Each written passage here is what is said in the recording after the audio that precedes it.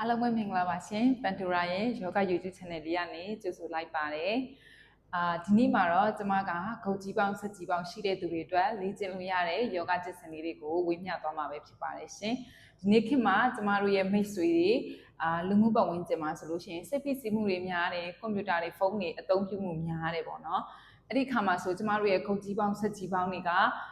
တဖြည်းဖြည်းနဲ့ပို့ပြီးတော့တင်းကျပ်လာတယ်လုံးဝ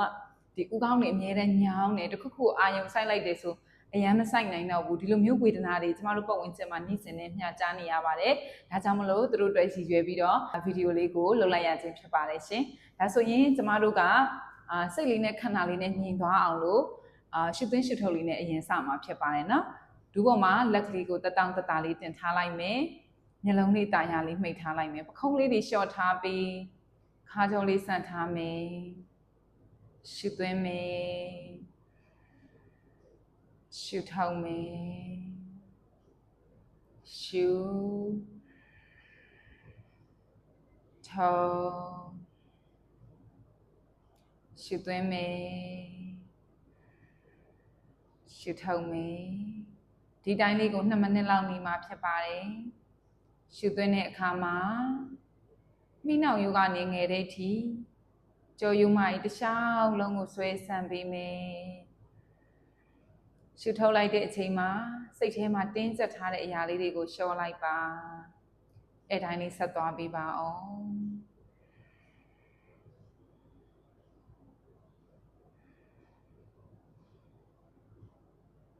ညနာလေးကိုတတောင်တတာလေးထားပေးပါနှစ်ဖူးကြောတွေမတွန်းထားဘူးမျက်မှောင်တွေမကြုံထားဘူးတခါတည်းကျမတို့ရဲ့မသိစိတ်ကနေပြီးတော့အတွေးတွေများတဲ့အတွက်နှစ်ဖူးဒီနေရာလေးနှစ်ခုမှာမျက်ခုံးလေးတွေကိုအတင်းဆွဲကပ်ဖို့ကြိုးစားနေမိတတ်ပါတယ်အနေရာလေးတွေကိုဖြေလျှော့ပေးပါမကြိတ်ထားဘူးမီးရိုးတွေကိုလည်းမတင်းကျပ်ထားပါဘူးကျမတို့မျက်နှာမှာရှိတဲ့တင်အားလေးတွေကိုမလျှော့တတ်ဘူးဆိုရင်စိတ်ထဲကနေအငင်းငယ်ပြုံးလိုက်ပါဒါဆိုမျက်နှာလေးကတတောင်တတာဖြစ်သွားတာကိုခံစားမိပါလိမ့်မယ်နော်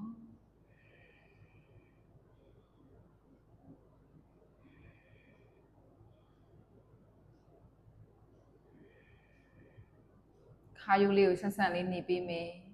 ပခုံးနေရဒီလိုကြီးတွေမတက်နေဘူးလျှော့ချထားမယ်ရှုသွင်းလိုက်တဲ့လေနဲ့အတူအောက်ဆီဂျင်တွေရရှိတဲ့အတွက်ခန္ဓာကိုယ်အတွက်စွမ်းအင်အသက်တွေရတယ်လို့မှတ်ပေးပါမယ်ရှုထုတ်လိုက်တဲ့အချိန်မှာခန္ဓာကိုယ်ရဲ့တင်းအားတွေစိတ်ဖိစီးမှုတွေထွက်သွားတယ်လို့မှတ်ပေးမယ်ခန္ဓာကိုယ်မှာမလိုအပ်တဲ့အစိတ်တောက်တွေထွက်သွားပါတယ်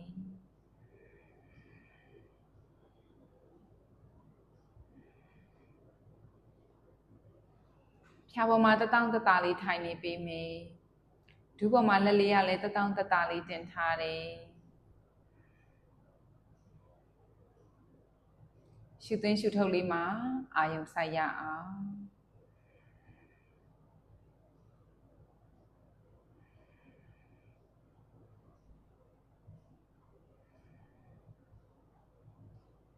ကျမတို့ရဲ့နေ့စဉ်ဘဝမှာလှုပ်ရှားရုန်းကန်ရင်းနဲ့အသက်ရှူဖို့မိနေတတ်ပါတယ်။ဒါကြောင့်မလို့ဒီအချိန်ခဏလေးမှာရှုသွင်းရှုထုတ်လေးကိုတတိကပ်ပြီးတော့လုပ်ပေးကြရအောင်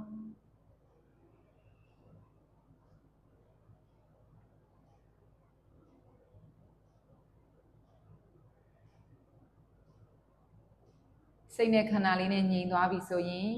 ရင်ဘတ်ရှိမှလက်ဖွားလေးတွေပူကပ်မယ်။လက်ဖွားလေးပွတ်ချေပေးရအောင်။လက်ဖွားပူတဲ့အထိကိုပွတ်ချေမယ်မပေါင်းဘူးမပယ်ဘူးများများလေးပွတ်ချေပေးမယ်လက်ဖွားပူလာပြီဆိုရင်မျက်လုံးပေါ်မှာလက်ဖွားကိုခုံးလေးအုပ်လိုက်ပါလက်ဖွားအောက်မှာမျက်လုံးလေးကိုဖွင့်လိုက်ပိတ်လိုက်လုပ်ပေးမယ်လက်ရဲ့ပုံမွေးတွေကမျက်လုံးနာကျင်တာကြိုက်ခဲတာတက်တာစီပါတယ်ပင်လက်လေးကိုစာအုပ်လေးလိုပဲဖြစ်ဖြစ်ချင်းလေးဖွင့်မယ်အဲ့ဒီစာအုပ်လေးကိုကြည့်လာခဲ့မယ်ပြီးတော့မှအလင်းရောင်ကိုဖြစ်ဖြစ်ချင်းလေးကြည့်ပါမယ်လက်လေးတူးပေါ်မှာတတောင်တတာတင်ထားတဲ့အတိုင်းအောင်ပဲရှုသွင်းပြီးဥကောင်းလေးမောရှုထုတ်မယ်မီးပြရင်ဘက်လေးကပ်မယ်ရှု ရှုထုတ်မယ်ရှုထုတ်မယ်ရှုသွင်းပြီးဥကောင်းလေးမှတ်လိုက်မယ်ရှုထုတ်ပြီးညာကိုစောင်းမယ်ဒီမှာပခုံးကဒီလိုကြီးမတက်လာဘူးပခုံးလေးတွေလျှော့ထားတယ်ရှုသွင်းမယ်ဥကောင်းလေးမှတ်ရှုထုတ်မယ်ပဲရှုဥကောင်းလေးမှတ်မယ်ရှုထုတ်ပြီးတော့ညာရှုဥကောင်းလေးမှတ်ရှုထုတ်ပြီးပဲရှုဥကောင်းလေးမှတ်မယ်ရှုထုတ်ပြီးတော့ညာရှုဥကောင်းလေးမှတ်မယ်ရှုထုတ်ပြီးတော့ပဲရှုဥကောင်းလေးမှတ်လိုက်ပါရှုထုတ်ပြီးညာနောက်တက်တဲ့ကိုလှည့်ကြည့်မေးကြီးနဲ့ပခုံးနဲ့ဒန်းနဲ့ဖြစ်တဲ့အထိကိုသွားမျက်လုံးလေးထောက်ကပ်မယ်ရှုသွင်းမယ်ရှေ့ရှုထုတ်မယ်ပဲရှုမယ်ရှေ့ရှုထုတ်မယ်ညာရှုမယ်ရှေ့ရှုထုတ်မယ်ပဲရှုမယ်ရှေ့ရှုထုတ်မယ်ညာရှုမယ်ရှေ့ရှုထုတ်မယ်ပဲဟုတ်ပြီရှေ့ကိုပြန်လာမယ်ပြီးမေးပြားရင်ဘက်လေးကတ်လိုက်မယ်ဒီကနေဥကောင်းလေးကိုတဝက်ပဲဝိုင်းရအောင်เนาะငုတ်ထားတဲ့အတိုင်းလေးပဲဘဲကိုသွားဖြည်းဖြည်းချင်းလေးအလဲကိုပြန်လာညာဘဲညာဘဲညာဘဲညာဖြည်းဖြည်းချင်းလေးအလဲကိုပြန်လာမယ်ဥကောင်းလေးပြန်မှတ်ဥကောင်းလေးကိုမောလိုက်ဒီမှာလေဘင်းလေးတွေရှားစလောက်လေးဆွဲဆက်မယ်ဘဲညာဘဲပခုံးနေမတက်သွားဘူးညာဘဲညာလေကိုပြန်လာမယ်ဥကောင်းလေးပြန်မှတ်မယ်တကယ်လို့ဒီလိုတစ်ချမ်းချင်းစီဝိုင်းပြီးသွားပြီဆိုကိုကရတယ်ဆိုတစ်ဖက်ပြအောင်ဝိုင်းကြည့်ကြမယ်နော်မေးပြရင်ဘက်လေးကိုကတ်တယ်ဘယ်ဘက်ပခုံးဘက်လေးကိုသွားတယ်ပြေးချင်းလေးဘယ်အနောက်ပြင်အနောက်ညာအနောက်ညာဘက်ဘေးလေးညာအရှိဒီမှာတစ်ဖက်လေးအောင်ဝိုင်းမယ်အဲ့ဒီတိုင်းလေး၃ချိန်ဝိုင်းမယ်ဘယ်ဘက်ကနေစဝိုင်းထားတယ်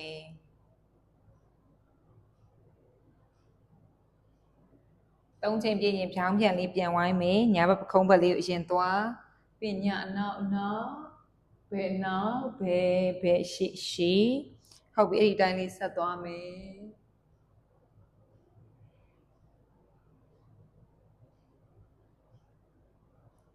ဟုတ်ပြီအခုဆိုလို့ရှိရင်ဥကောင်းကအနှဲငယ်ပေါ့ပါသွားတာကိုခံစားရလိုက်မယ်နော်ဒီတစ်ခေါက်မှာတော့ကျမတို့ကပခုံးလေးတွေကိုအပေါ်ကိုဆွဲတင်မှာဖြစ်မယ်လက်ကလေးကဒီမှာတန်းလန်းလေးပဲနော်မကျန်းပြင်ကိုအရင်တော့ကတ်ထားမဟုတ်လက်ကတွဲလောင်းမယ်ကျမတို့ပခုံးလေးတွေကိုရှူသွင်းတဲ့လေနဲ့တူတူမမယ်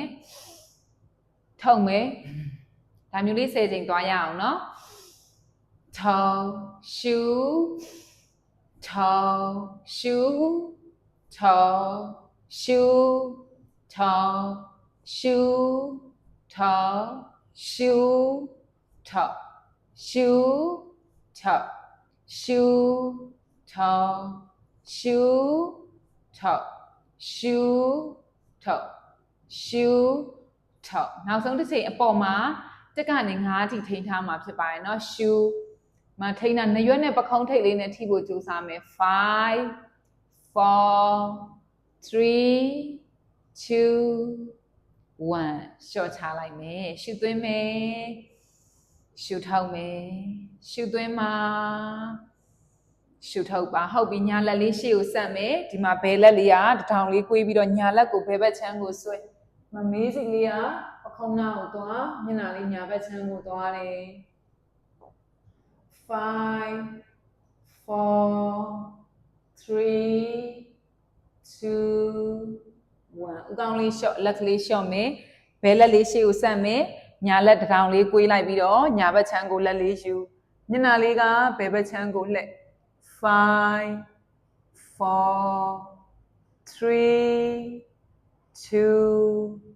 1ဖြည်းဖြည်းချင်းလေးလျှော့လိုက်မယ်ဟုတ်ပြီလက်ကလေးရှေ့ကိုဆက်လက်မဝက်လက်သီးဆုပ်လက်ကဝက်လေးတွေကိုဝိုင်းပေးချမယ်ဖြောင်းပြန်လေးပြန်ဝိုင်းပါအောင်ဟ ဟုတ်ပြီလက်ချောင်းလေးတွေကားထားရှူထုတ်ရှူထုတ်မယ်ရှူထုတ်ပြီးဘေးလေးကိုဆန့်မယ်ဒီမှာလက်ဖက်နှောက်လေးကနေတွန်းထားမယ်နော်ပခုံးလေးအရင်ဒီလိုကြီးမတက်လာဘူးပခုံးလေးတွေလျှော့ထားမယ်ဒီမှာနှစ်ရံကကိုယ့်စီကိုလာပြေးကတ်တော့တယ်လို့မျိုးကိုပြီးတော့တယ်လို့မျိုးခံစားပြီးတော့လက်ကိုအားထည့်ပြီးတော့တွန်းရအောင်နော်5 4 3 2 1လက်တွေကရှော့ချခြင်းလာလိမ့်မယ်ခဏလေးထိန်းထားမယ်လက်ကလေးကိုဝိုင်းရအောင်ကိုရတဲ့လောက်လေးဝိုင်းပေးမယ်5 4 3 2 1ဟုတ်ပါပြီပြောင်းပြန်လေးပြန်ဝိုင်းမယ်5 4 3 2 1ဟုတ်ပြီလက်ချောင်းလေးတွေဆန့်လိုက်မယ်လက်ကလေးကိုပက်လက်ထားမယ်လက်တန်းလေးအပေါ်လှဲလက်မလေးကအောက်ကိုဒီမှာခဏထိန်းမယ်နော်5 4 3 2 1လက်ကလေးပြန်မှောက်မယ်ပြန်လက်မလေးဟိုနောက်ကိုလှဲလက်တန်းလေးရှေ့ကိုလာ5 4 3 2 1ဟုတ်ပြီအရှိမလက်ချောင်းလေးရှက်လက်ကလေးကိုပက်လက်ထားရှူဟုတ်ပြီလက်ဖက်နှောက်လေးကနေတွန်းထားမယ်ဒီမှာဆိုကိုယ့်ရဲ့နောက်ကျောတောင်လျှောက်ဆွဲဆက်နေတာကိုခံစားပေးဒီနေထားလေးနဲ့ခဏလေးနေရအောင်5 4 3 2 1ဟုတ်ပြီညာဘက်ချမ်းကိုဆွဲချမယ်လက်ချောင်းလေးတွေကချိတ်ထားတယ်ဘယ်တောင်လေးကအပေါ်မှာညာတောင်လေးကအောက်မှာရှင်ဘက်လေးဆန့်ထားတယ်လက်မောင်း joint လေးတွေဆွဲဖွင့်5 4 3 2 1အပေါ်လေးကိုပြန်ဆန့်မယ်ရှူထုတ်မယ်ဘယ်ဘက်ကိုဆွဲချမယ်ဟုတ်ပြီဒီမှာနောက်ကျောတောက်လျှောက်ဆွဲဆန့်နေတာကိုခံစားပေးပါ5 4 3 2 1ရှူမယ်ရှူထုတ်မယ်လက်ကလေးတွေဖြည်းဖြည်းချင်းလေးလျှော့လိုက်လက်မှာအပူလေးထွက်သွားတာကိုခံစားရလိမ့်မယ်နော်ဟုတ်ပြီဒါပြင်၄ဘက်ထောက်အနေထားလေးကနေခက်တန်ခေါင်းလေးသွားရအောင်နော်ခက်တန်ခေါင်းလေးကကျမတို့ကွန်ပျူတာအထိုင်များတဲ့သူတွေကြောရုံးမှာ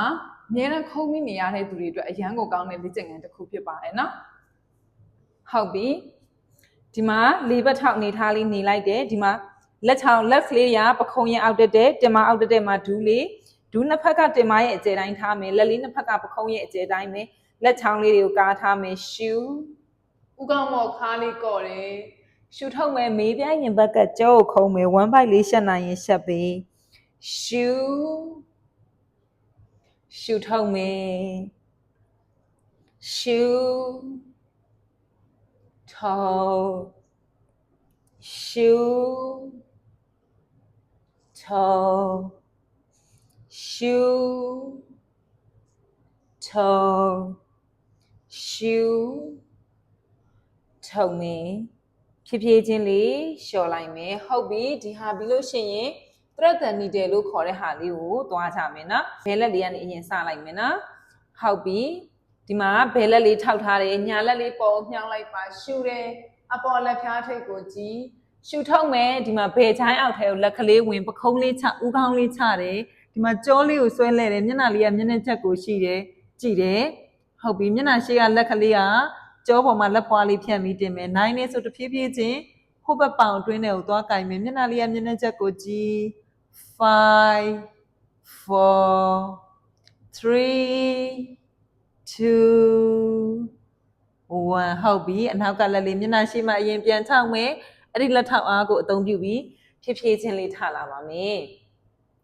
ဒီတစ်ခေါက်ကျရင်ညာလက်လေးထောက်မယ်ဘယ်လက်လေးပုံမြောက်ရှူထုတ်မယ်ညာချိုင်းအောက်ကိုဝင်မယ်ပခုံးလေးချဥကောင်းလေးချမယ်မျက်နှာရှိရလက်ကလေးကဒီမှာကြောပေါ်မှာလက်ဖွားလေးဖြန့်ပြီးတင်မယ်အဲ့ဒီကနေမှဖြည်းဖြည်းချင်းလေးနိုင်နေဆိုဘဲပေါင်အတွင်းထဲကိုကမျက်နှာလေးကမျက်နှာချက်ကိုကြည့်ပခုံးလေးတွေဆွဲဖွင့်ထားမယ်5 4 3 2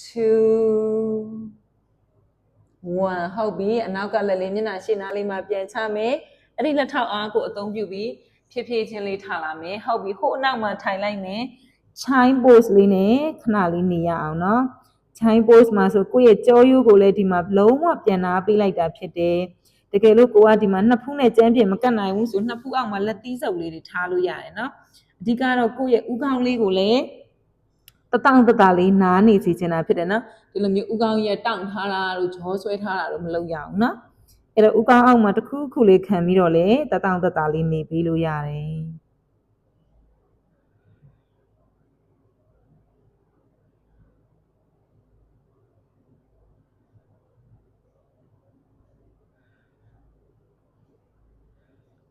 ရှုသွင်းမယ်ဥကောင်းလေးအရှိကိုကြီးလိုက်မယ်လက်ကလေးပြေးချင်းလေးလျှော့လာပြီးတော့တတောင့်တတလေးပြန်ထိုင်လိုက်ပါမယ်နော်အခုဆိုရင်တော့ကျမကကြီးပေါင်းနဲ့ခုတ်ကြီးပေါင်းပခုံးကြီးပေါင်းဒီပခုံးတွေတင်းတဲ့သူတွေဥကောင်းကြီးတွေလေးလံနေတဲ့သူတွေအတွက်ယောဂလေ့ကျင့်ခန်းလေးတွေကိုလုပ်ပြသွားတာပဲဖြစ်ပါတယ်နော်ဒီယောဂကျင့်စဉ်လေးတွေကိုလေ့ကျင့်မှုအတွက်ကျမတို့ကယောဂဖြာတွေရောတခြားပစ္စည်းတွေအများကြီးမလိုဘူးနော်ကျမတို့ရဲ့အိမ်မှာလူတယောက်စာနေရာလေးရှိတယ်ဆိုရင်တော့မှဒီယောဂအကွက်ကလေးတွေကိုလေ့ကျင့်လို့ရမှာပဲဖြစ်ပါတယ်ရှင်ဒါဆိုရင်လိုက်လုပ်ကြည့်ပြီးတော့အကျော်တက်တာလေးကင်းဝေးကြပါစေလို့ဆုတောင်းလိုက်ပါတယ်ရှင်အားလုံးကိုကျေးဇူးတင်ပါတယ်တတာ